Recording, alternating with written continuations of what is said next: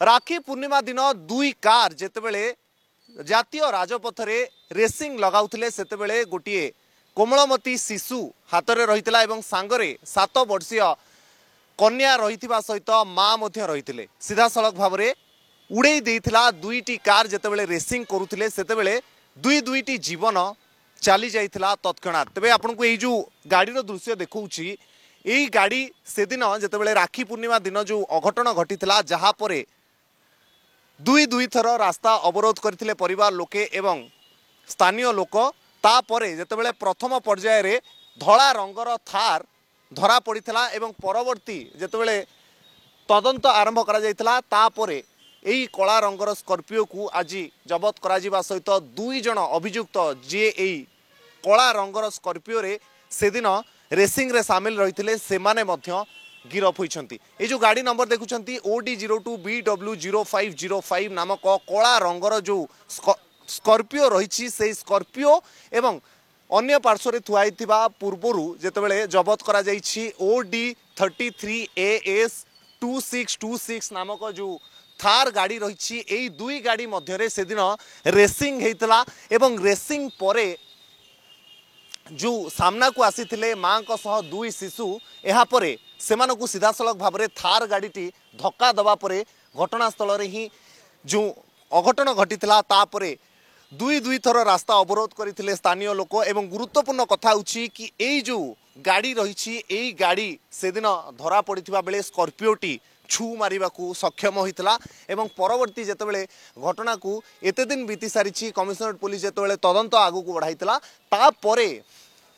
पूर्वरु दुई जन अभियुक्तों को धरा जाइथिबा बेले आज दिल्ली रु सीधा सड़क भाव में दुई जन अभियुक्तों को गिरफ करा जाइछि। गुरुत्वपूर्ण कथा होछि कैमरा पर्सन को अनुरोध करी दुईटी कार गोटे सामंजस्य रही आज्ञा एथिरे जेतेबेले कमिशनरेट पुलिस बारंबार एई ब्लैक फिल्म को जेतेबेले विरोध करा जाउछि याकू नहीं चालान कटा जाउछि ठीक सेतिके बेले एई दुईटी कार जो माने आईन को हाथ को नहीं थिले एवं राजपथ भली गोटे संवेदनशील रास्ता रे जेतेबेले पात्रपड़ा छक जोठी फुट ओवरब्रिज रहुछि सेतेबेले यातायात करूछंती पदचारी जो यात्री माने रहिछंती जो माने साइकिल रे जाउछंती जो माने दुई चकिया जान रे जाउछंती किंतु से सबु नियम को फू करिबा परे ए जो गाड़ी दुईटी रही गाड़ी दुईटी निरीह जीवन नहीं केतेबेले जेतेबेले से माने रास्ता पार होतिले एमानको भितरे कौनसी प्रकार रो बेट लगी जहाँ संभावना करा जाउछि काहेकि ना जो रेस करा जाउथला से रेस रे एमाने संपृक्त रहितिले किंतु वर्तमान सुधा मुख्य अभियुक्त जेतेबेले पुलिस कानर को आसी नांती किंतु समस्त प्रकार रो जो बेनियम कार्य रही दुईटी गाड़ी रे आपण देखि पारुछंती ब्लैक फिल्म ठारू आरंभ करी जो नंबर प्लेट पर्यंत सबू किछि को नाटकीय ढंगरे सिनेमा ढंगरे करा जाइछि एवं सिनेमा ढंगरे जेतेबेले कार को रेसिंग करा जाउथला उभय चालक एवं चालकंक सहित अन्य माने मध्य उपस्थित रहितिले एमानकु मध्य स्कैनर को आना जाइछि। गुरुत्वपूर्ण कथा ए जो कार मध्य रहिछि ए कार रो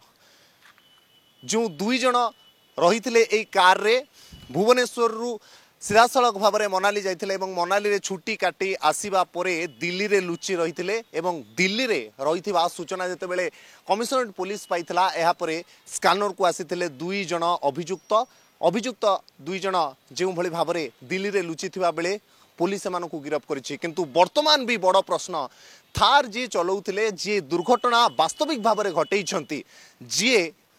से दुई माँ एवं शिशु को